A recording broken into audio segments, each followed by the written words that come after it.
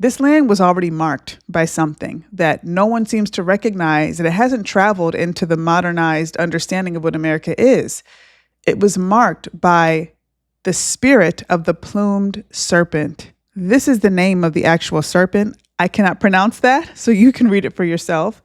This winged, flaming, feathered serpent was worshipped by ancient civilizations across the Americas. This serpent was seen as a god of light, a god of wisdom, a god of otherworldly divine wisdom, a god of creation. But also, behind all of that, this was a god of deception. And many people in this ancient Mesoamerican civilization probably didn't recognize how deceptive this spirit was. So the name America is commonly traced back to an Italian colonizer named Amerigo Vespucci, an explorer, a navigator, and an author that is closely linked to how America was colonized and founded originally. But others believed that America has a much deeper ancient meaning. So broken down etymologically, America is known by indigenous tribes as the land of the plumed serpent. In some ancient tongues, Amaru means serpent and Ka means land or place. So if you put those two words together, Amaru Ka means the land of the serpent. And this serpent is very similar in description to the serpent that deceived Adam and Eve in the Garden of Eden. Very, very similar. This serpent was worshipped, and it was known to these ancient Mesoamerican indigenous people that this was the land of that serpent. That serpent ruled this land.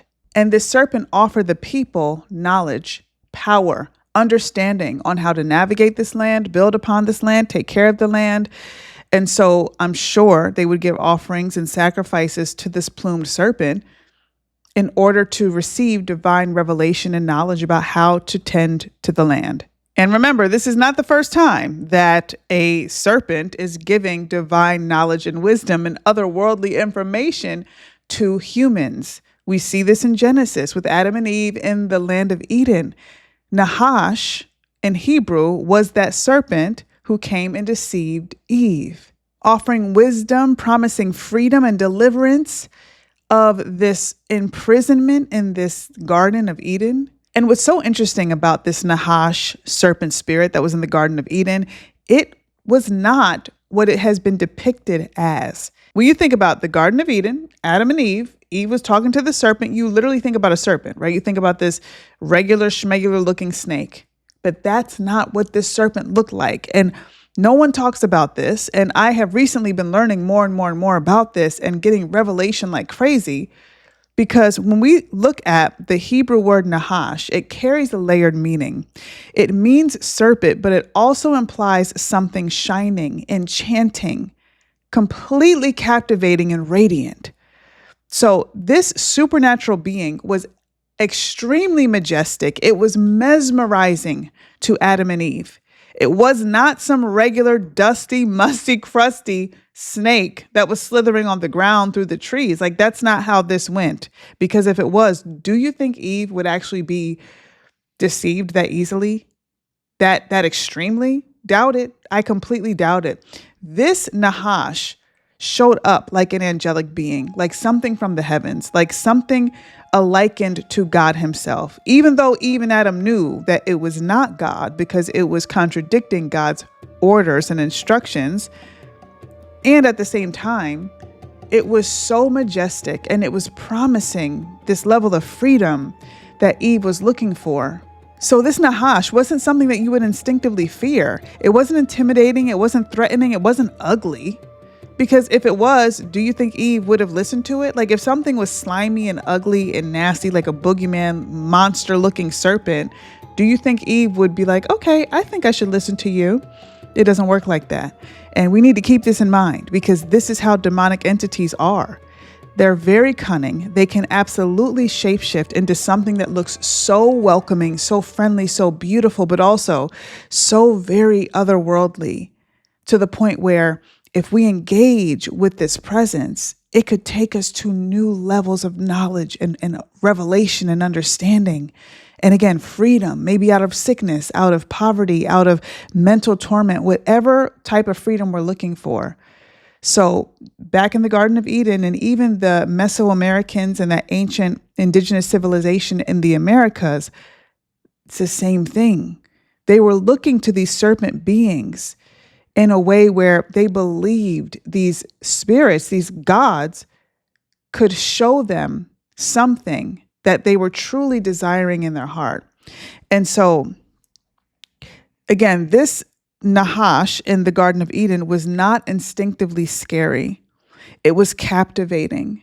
And that's the entire point, because in 2 Corinthians 11:14, we know that it says, and no wonder, for even Satan disguises himself as an angel of light.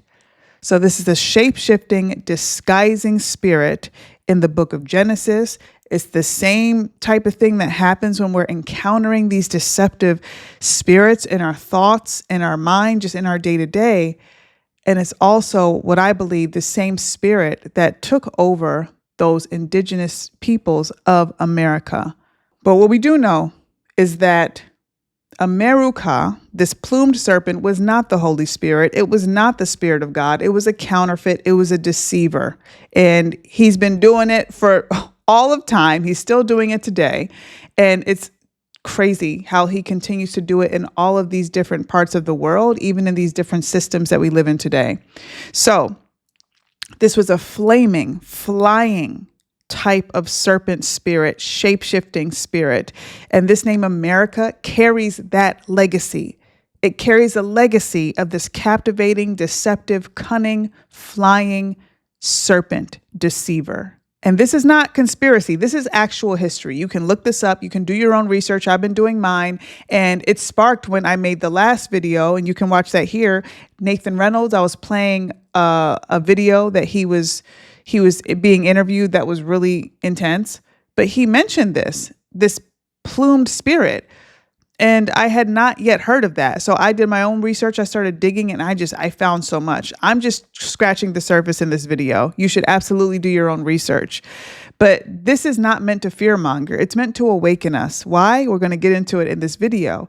Because again, liberty and freedom can come, but we have to be in truth in order to actually experience true liberty and freedom on the land that we are residing, we are living in, and that we are actually called to have dominion over. But we'll get into that. I promise you, we're going to get into the dominion mandate and how we can actually take back the land away from this plumed serpent spirit.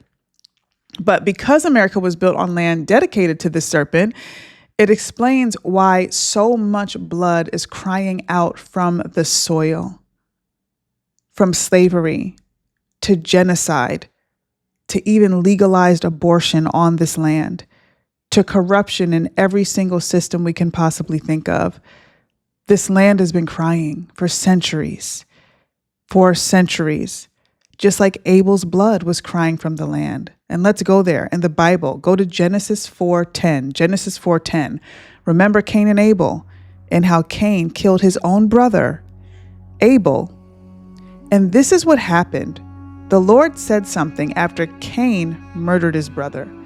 The Lord said, "Your brother's blood cries out to me from the ground, and the earth will no longer yield her strength to you." There's a lot. This is layered. Okay, so first, the earth, if you think about it, the blood was crying to the Lord from the ground, which means that the earth has like this documentation mechanism. It's documenting the bloodshed, and the bloodshed has seeped into the soil of the earth, to the point where the Lord now can hear the blood crying out. It's like the blood is still alive in the earth, crying out to the Lord. And because of the bloodshed, the Lord said the earth will no longer yield her strength to you. Ooh, layers upon layers. Look, the earth is considered feminine in the Bible, which means if it's feminine, it has a womb, right? And this is where the law of sowing and reaping comes in. We sow seeds into the earth. And that's why if we sow seeds into the earth's womb, the seed will incubate, right? And then the harvest will come from the womb. Seed time and harvest is a law. It's a mandate on this earth because the earth is a feminine being, a living, breathing, magnificent, huge, brilliant being. God is so good. But another thing, another layer of this verse is that because the bloodshed happened, God revoked Cain's ability to have rulership over the earth. Because God said, the earth will no longer yield her strength to you. So this is implying that the earth can yield her strength to us as God's children, right? Ooh. Because the earth was designed to respond to us. This is how God designed the earth. And if we go back to Genesis 26 to 28, we know God said to have dominion over the earth, to subdue the earth, to be fruitful and multiply in the earth. So God wasn't necessarily telling the humans to be fruitful and multiply like in your own womb and just have children. I mean, that's a part of it. But he's also telling humans to sow into the earth and be fruitful in this earth and multiply through the earth. And God said, you will have dominion over the earth. But here is the thing that I really hope you can catch today. I hope you can catch this revelation, because when I did, it changed everything. And part of what helped me catch this revelation is Dr. Francis Miles. Dr. Francis Miles, he talks a lot about dominion over the earth. So check him out if you want to learn more about this. But when blood is shed in the earth, both physically and both spiritually, and we're going to get into how we can shed spiritual blood into this earth, it recoils.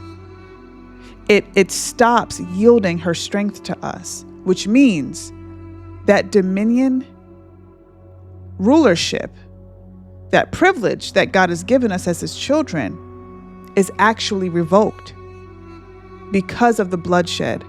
But it can be redeemed because we know God is a redeemer, but it can be revoked. And so we can shed blood, actual blood, right? The A word through the A word when we are unaliving unborn babies, that is considered bloodshed into the earth, actual bloodshed by taking people's lives. But catch this, there's also spiritual bloodshed that a lot of us, especially Christians, commit every single day without even knowing it. Listen to this. We can shed blood into the earth's soil, which will then cause her to not yield her strength to us through our words. In 1 John 3:15, it says, whoever hates his brother is a murderer. So hate even in our heart. This doesn't even say when we speak hate out of our mouth. This is a heart level hate. It is it is the same as being a murderer. And when you're a murderer, blood is shed, right? Here's another one, Proverbs 18:21. Death and life are in the power of the tongue. So this is another instance where we're told out of our heart comes words out of our mouth, right? So our heart state and our word state, our tongue state, can actually cause bloodshed. It can cause spiritual death. And the bloodshed will seep into the earth, which will then cry out to the Lord. And then the Lord will hear it and say, okay, well, no longer will the earth yield her strength to you. No longer will you have dominion over the earth. So every time we curse instead of bless somebody, bloodshed. Every time we slander somebody instead of pray for them, or even bless them, bloodshed. Every time we criticize somebody instead of intercede for them in the secret place and pray for them, bloodshed. Every time we gossip, bloodshed. Every time we complain about somebody, bloodshed. This is a huge revelation. I pray that you're catching it today, because it can even be a slight name call. It's considered death in the spirit. And so back to that idea that we can have freedom and liberty in the land of America. And this honestly covers all of the globe as well. Covers all of the land in all four corners of the world. How can we have true freedom in a land that we're supposed to have dominion over if we are shedding blood and then not repenting for it?